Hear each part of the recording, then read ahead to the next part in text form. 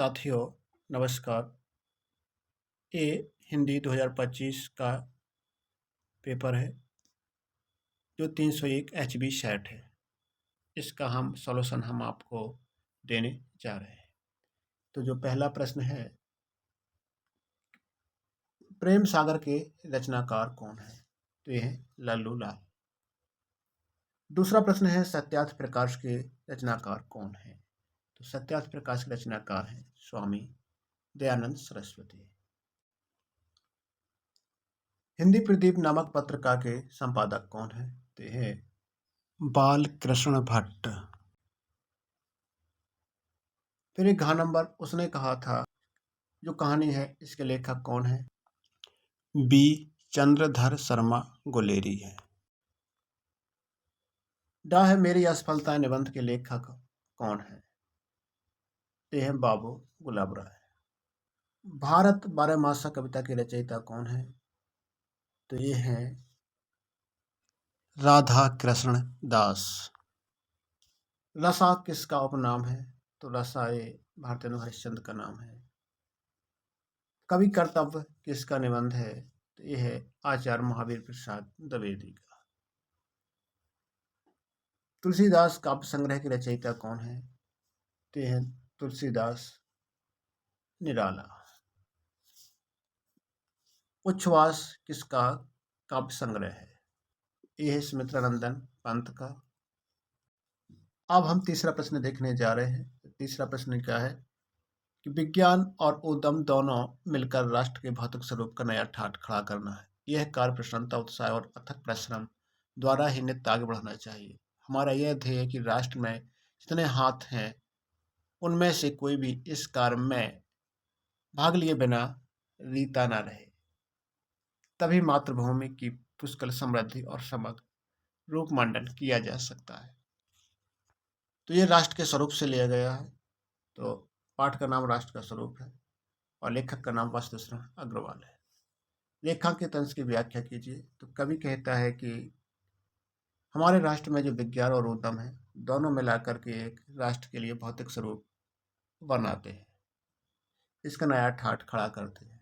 यह कार्य हमारी प्रसन्नता, उत्साह और अथक परिश्रम के द्वारा ही आगे चलता रहता है। ध्येय और पुष्कल शब्दों का अर्थ बताइए।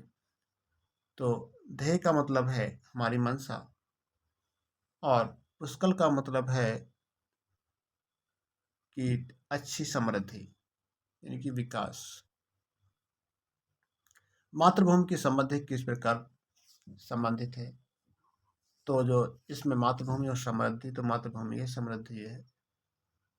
तो हमारा ध्येय से यहाँ तक लिखा जा सकता है। अब डा नंबर है, लेखक का ध्येय क्या है? तो लेखक का ध्येय भी यही है। तो इस प्रश्न के घा के और डा के दोनों एक ही आंसर है। तो ये संस्कृति वाला है, भारतीय संस्कृति से ये संस्कृति लिखा है। भारतीय संस्कृति का है। चौथा है, तो ये चौथा नंबर है। चौथा, समर्पण लो सेवा का सार। सजल संस्कृति का यह पतवार, आज से यह जीवन उत्सर्ग से दे। पदतल में बेगद विकार, बनो संस्कृति का मूल रेश, तुम्ही से फैलेगी ये बेल, विश्व वन सौरभ से भर जाए, सुमन के खेलो खेल। तो ये जो पद्यांश है ये श्रद्धा मनु यानी कामायनी से लिया गया है और इसके जयशंकर प्रसाद जी लेखक हैं। इसके प्रश्न हम देख लेते हैं। तो प्रश्न में पहले तो पाठ और कवि का नाम पूछा है, तो वो हम आपको बता चुके हैं। रेखांकित अंश का व्याख्या करिए। रेखांकित, इसमें कवि कहता है कि बनो संस्कृत का मूल रहस्य, आप संस्कृत के मूल रहस्य बन जाइए, क्योंकि तुम्ही से ये संसार उत्पन्न होना है और इस पूरा संसार फूलों से भर जाएगा। तुम्हें ये फूल फूल के सुंदर खेल खेलो। सेवा का सार क्या है? तो सेवा का सार कवि कहता है कि समर्पण होता है, जो वो सेवा का ही एक सारांश होता है, जो हमारी संस्कृति को पतवार की तरह आगे बढ़ाता है। इन पंक्तियों में कौन किसको समझा रहा है? तो इन पंक्तियों में श्रद्धा मनु को समझा रही है। विश्व वन में कौन सा अलंकार है? तो इसमें रूपक अलंकार है, क्योंकि इसमें ये चिन्ह बना हुआ है। कौन सा चिन्ह बना हुआ है? ये वाला चिन्ह। अब ये आप देख सकते हैं तो इसमें नहीं था, ये इसके क्वेश्चन आंसर है। तो इसमें भारतीय भूषण अग्रवाल, दीनदयाल उपाध्याय, अब्दुल कलाम, तो इसमें से एक का जीवन परिचय लिखना था। खा नंबर है इसमें जगन्नाथ दास रत्नाकर, निराला और पंत का जीवन परिचय लिखना था। इसमें ध्रुव यात्रा या कर्मनाशा की हार या खून का रिश्ता कहानी के उद्देश्य पर प्रकाश डालिए, तो इनकी कहानी की समीक्षा करनी थी इसमें। प्रश्न क्रमांक 7 में हमें श्रवण कुमार की घटनाओं का वर्णन करना था, यानी श्रवण कुमार की पूरी कहानी लिखनी थी। और इसका जो अथवा इसमें श्रवण कुमार खंड का आपका जो मुख्य पात्र है वो श्रवण कुमार ही है, उसकी चारित्रिक विशेषता लिखनी थी। माता पितृ भक्त था वो, और सदाचारी था, आज्ञाकारी था और साहसी था। इस तरीके से इसमें लिखना था। तो ये श्रवण कुमार का करना था, केवल महोबा डिस्ट्रिक्ट में यही है। इसके बाद आता है प्रश्न क्रमांक 8वां। तो प्रश्न क्रमांक 8वें में पहले संदर्भ लिखना था। गद्यांश हमारी पाठ्य पुस्तक हिंदी की संस्कृत के महर्षि दयानंद पाठ से लिया गया है, तो इसमें इसका अर्थ लिखना था, यानी अनुवाद लिखना था। तो गुरुणा एवं अज्ञात महर्षि दयानंद एतद् जना उद्धत कर्म क्षेत्र अवतरस। तो गुरुओं की आज्ञा पाकर के जो महर्षि दयानंद है, अपने ही देशवासियों के लोगों के सामने कर्म क्षेत्र में अवतरित हो गए। सर्वप्रथम वो हरिद्वार गए। कुंभ पर भागीरथ के तट पर पाखंड का खंडन की पताका स्थापित की। तत्पश्चात हिम प्रदेश में जाकर के 3 वर्ष तक तप किया। तदंतर इसके पश्चात ऋग्वेद और सामवेद और अर्थवेद वेदों का नित्य अध्ययन किया और ईश्वर को एक ही बताया, जैसे ब्राह्मण क्षत्रिय वैश्य शूद्र गुण कर्म स्वभाव से अलग हैं, लेकिन जन्म से नहीं। 4 वेद और आश्रम है, ईश्वर एक ही है। ब्रह्म पितृ देव तिथि बलि वैश्य देवा 5 महायज्ञ है जो नित्य करने चाहिए। एक खा नंबर, तो सुख चाहने वाले को विद्या कहाँ और विद्या चाहने वाले को सुख कहाँ। सुख चाहने वाले को विद्या त्याग देनी चाहिए और विद्या पाने वाले को सुख त्याग देना चाहिए। प्रस्तुत श्लोक हमारी पाठ्य पुस्तक संस्कृत के स्वास्थ्य आने से लिया गया है। इसका अर्थ हमने पता ही दिया। एक काव्य शास्त्र का विनोदेन, मतलब काव्य शास्त्र में आनंद पाने में किनका समय व्यतीत होता है, वो बुद्धिमान होते हैं जिनका काव्य शास्त्र पढ़ने में समय व्यतीत होता है, और जो मूर्ख होते हैं उनका व्यसनयन करने में, निद्रा करने में या कलह करने में उनका समय व्यतीत होता है। अब इसका देख लेते हैं 9वां। तो वर्षा काले के निद्रा विहाय प्रबुद्धा। तो राजा कालिदास किम प्रहार और दुर्योधन राज्य के मध्यस्थ और आधुनिक जगत पंचशील सिद्धांत किम स्वरूपम गृहीतवान। इनमें से किन्हीं 2 प्रश्नों का उत्तर देना थे। अब ये 10वां है, तो इसमें हास्यरस की या वीररस की परिभाषा लिखनी थी। तो जिसका आपको पढ़ने सुनने से हमारे मन में हास्य नामक स्थायी भाव उत्पन्न हुआ, हास्यरस होता है। जैसे डंडा मुचर है हमारा बीच बीच लठंगा प्यारा। वीररस का परिभाषा, तो जिसका आपको पढ़ने सुनने से हमारे मन में उत्साह नामक स्थायी भाव जागृत हो, वहाँ वीररस होता है। तो वीर तुम बढ़े चलो, धीर तुम बढ़े चलो, साथ में दहाड़ हो सिंह के या सामने पहाड़ हो। तो संदेह अलंकार कौन सा होता है, तो संदेह और प्रतीप अलंकार। जब किसी एक वस्तु में दूसरी वस्तु का संदेह हो, वहाँ संदेह अलंकार होता है।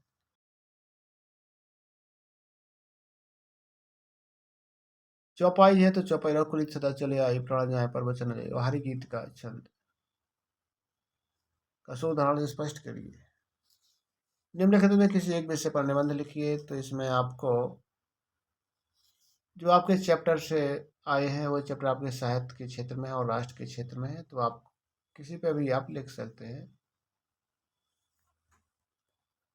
अब यहाँ संधि देख लेते हैं। तो 12 की का, तो जैसे प्रेजते है संधि, क्या है प्रेजते, तो पूरा अलग हो जाएगा और एजते अलग हो जाएगा, प्राधान एजते। विपद जलम को, मतलब विपद जालम को कहा तो विपद धन जालम हो जाएगा इसका।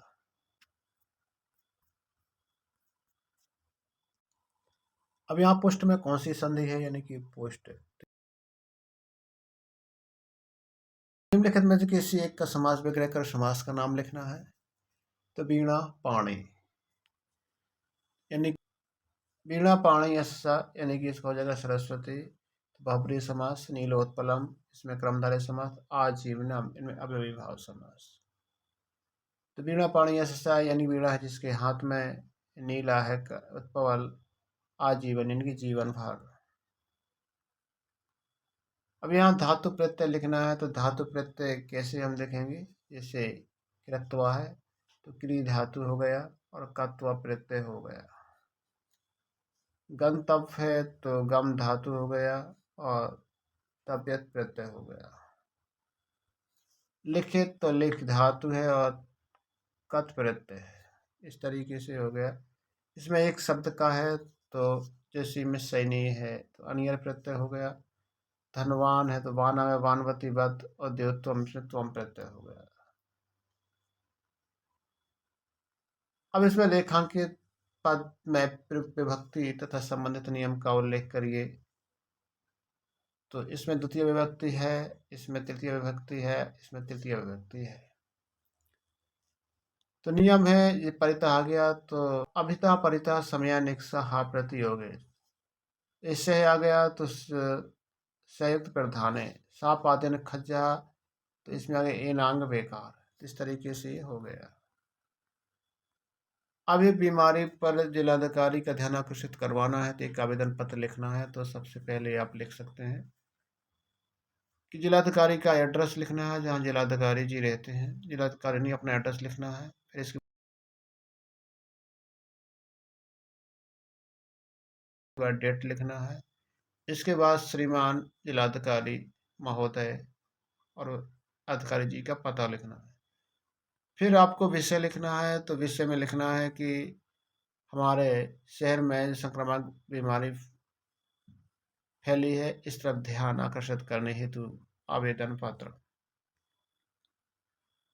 सेवा में विनम्र निवेदन है कि हमारे मोहल्ले में एक संक्रामक बीमारी फैली हुई है जिससे लोग बिना वजह के बीमार पड़ रहे हैं और इनका इलाज भी आसानी से नहीं हो पा रहा है क्योंकि लोग गरीब हैं, पैसे नहीं दे पा रहे हैं। तो मैं आपका ध्यान इस बीमारी की तरफ आकर्षित करने की कोशिश कर रहा हूं ताकि आप हम लोगों को, बस्ती वाले लोगों को संक्रामक बीमारी फैलने से बचा सके। अतः आपसे निवेदन है कि जल्द से जल्द हमारी समस्या का निवारण करेंगे। धन्यवाद सर। और भवदीय लिख दिया अपना